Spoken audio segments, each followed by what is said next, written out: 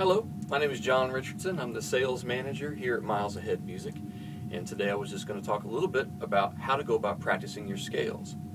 You know, when I was teaching my private studio, many students would come in and say that they know all their scales, and some would be able to play all their scales one octave, and some would be able to make it through maybe 3 or 4. But as you know, knowing your scales isn't just knowing how to play them. It's knowing them the full range of your instrument and being able to apply scales to everyday playing, regardless of what kind of style you're playing in.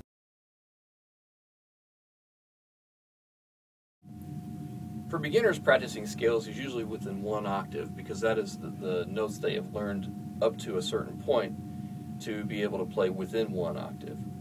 And also, the choice of what key to play in is also determined by what they've learned so far. Usually with, either no sharps or flats, or 1 or 2 flats, or 1 or 2 sharps. And the tempo that you would practice these in would start very slow with a couple of clicks on the metronome each time you play it to ensure that you're playing it correctly each time you play it as you're getting faster.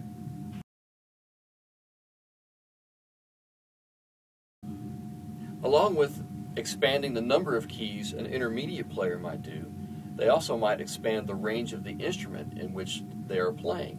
For instance, on saxophone, if I'm going to play a G major scale, I'm going to play it the full range of the instrument in the key in which I'm playing.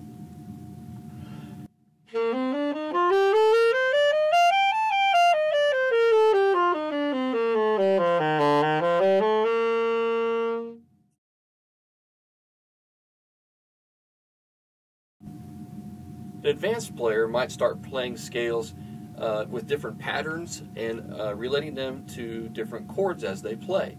Also being able to play modes within that particular scale.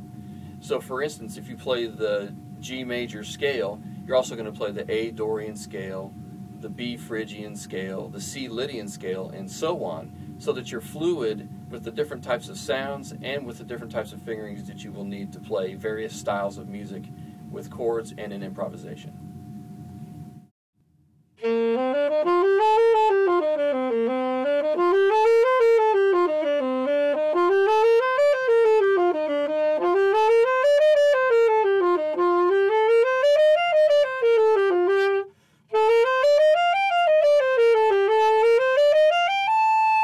An advanced player might also start practicing scales and chords together in order to be able to identify with their ear what each sound is like as they're playing it. For instance, a major scale with a major chord, a Mixolydian scale with a dominant chord, or a Dorian scale with a minor chord.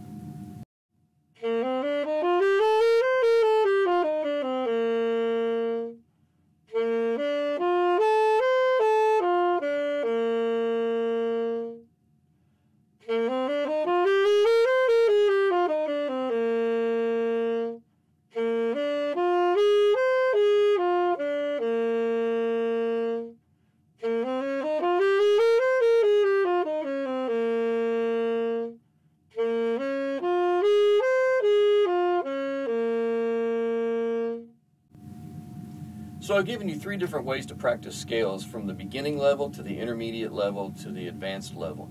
And by no means is this the only way to practice scales. These are just a few ways that I would recommend to get you started on being able to play your scales and hear your scales and relate those to chords.